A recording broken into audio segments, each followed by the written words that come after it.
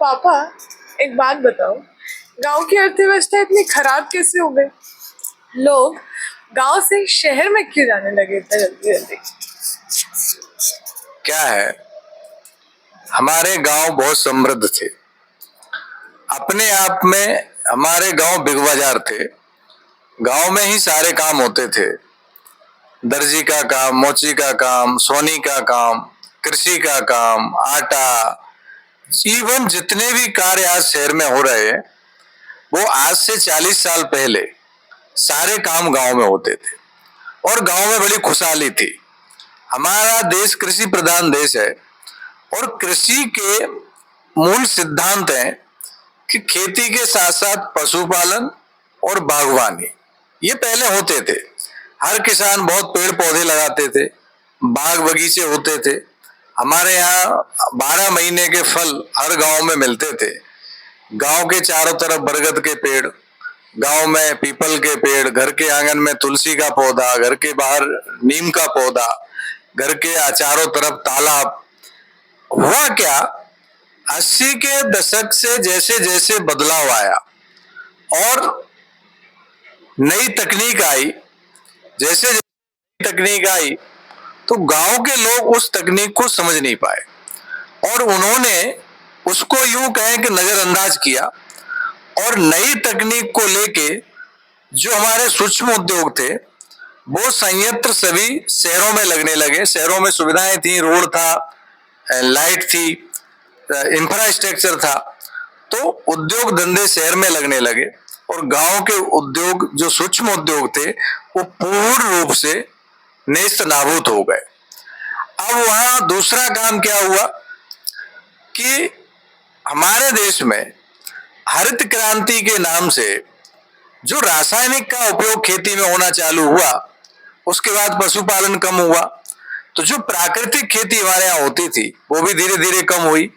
हमारा देश, आज हम लोग एकल खेती कर रहे हैं, क्योंकि मैं लगभग कई राज्यों में जाता हूँ काम से, जो हमारा मिशन है उस मिशन से, स्वस्थ भारत समृद्ध भारत मिशन में, तो मैं देखता हूँ कि एकल खेती प्रथा हमारे यहाँ अब चालू हो गई है। हमारे यहाँ एकल खेती का प्रचलन नहीं था।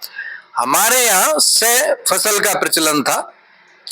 अरहर के साथ में ज्वार होती थी, ज्वार के साथ में कोई दूसरी फसल होती थी, मिक्स फसल हमारे यहाँ होती थी और भरपूर उत्पादन होता था, क्योंकि हम पूर्ण रूप से गोबर, गाय का गोबर, भैंस का गोबर, ये सारी खादें खेत में डलती थी।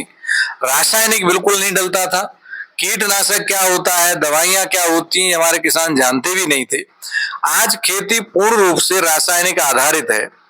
आज बहुत सारी लागत लगती है उत्पादन में, तब जाके उत्पादन होता है और उत्पादन काफी जहरीला भी हो चुका है। तो पहला जो मुख्य कारण है सूक्ष्म उद्योगों का गांव से बंद होना। अब चूंकि परिवार बढ़ रहे हैं, खेती का रकबा कम हो रहा है, तो अपनी आय के साधन अब लोग गांव में न पाके शहर में ढूंढ रहे हैं। तो मैं ये मेरा मेरा है कि हम लोग फिर से एक गलती कर रहे हैं कि हम गांव, आज भी जो नए नए आधुनिक जो उद्योग शुरू हुए हैं वो सारे उद्योग गांव में फिर से शुरू किए जा सकते हैं। उनका रूप बदल गया है। उसी रूप में जो आज के नौजवान है उन्हें ये करना चाहिए। हर गांव अपने आप में एक यूनिट है। अगर आप गांव की जीडीपी को देखेंगे तो एक गांव में हमारे यहाँ एवरेज 300-400 परिवार रहते हैं।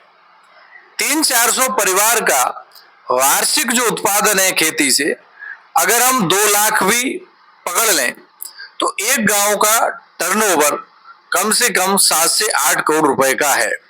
उस 8 करोड़ रुपए में गांव के हमारे जो नौजवान हैं वो कई कार्य कर सकते हैं। गांव में डेयरी का कार्य बहुत अच्छा किया जा सकता है।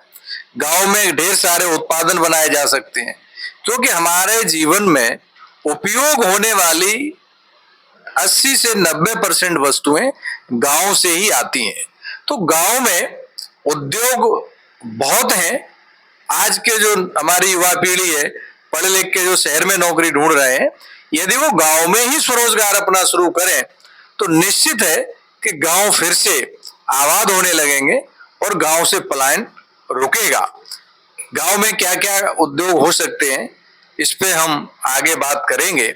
जो भी साथी इस वीडियो को देख रहे हैं उनसे हम कहेंगे कि आप अगर फेसबुक पे देख रहे हैं तो आप फॉलो कर लीजिए, और यदि आप यूट्यूब पे देख रहे हैं तो आप सब्सक्राइब करिए, क्योंकि इस तरह की चर्चा हम पिता पुत्री करते रहेंगे और सार्थक चर्चा में नई नई बातें आप तक पहुंचे। इसलिए वीडियो को आप चैनल को आप सब्सक्राइब कर लें। और गांव को फिर से आबाद करने के लिए हम सबको पहल करना चाहिए, क्योंकि हमारे देश की आत्मा गांव है और हमारे देश की अर्थव्यवस्था की आत्मा किसान है, कृषि है। कृषि और किसान और गांव के विकास के बिना देश का विकास, भारत का विकास संभव नहीं है। तो आओ चलें गांव की ओर। फिर से हमें पुनः गांव की ओर चलना चाहिए और गांव में हमें उद्योग स्थापित करना चाहिए। एक और है जिस पे हम वीडियो बनाएंगे कि जिस तरीके से 70 से 90 के दशक के बीच में जो एक बदलाव हुआ और उस बदलाव को हम समझ नहीं पाए और हमारे हाथों से हमारे व्यापार बड़े लोगों के हाथों में चला गया, वैसे ही ये जो सदी है, इस सदी में भी एक बहुत बड़ा बदलाव हो रहा है। वो बदलाव हो रहा है ऑनलाइन मार्केटिंग का। तो अब जो जमाना है वो डायरेक्ट सेलिंग का जमाना है, इसलिए हमें ऑनलाइन मार्केटिंग को भी नकारना नहीं चाहिए, उसको स्वीकार करना चाहिए और उसमें इन्वॉल्व होना चाहिए। कैसे होंगे, डायरेक्ट मार्केटिंग से क्या लाभ होगा, इस पे भी हम वीडियो बहुत जल्द बनाएंगे। तो बहुत बहुत धन्यवाद। नमस्कार। जय भारत, जय किसान, जय जवान, जय मां भारती। धन्यवाद।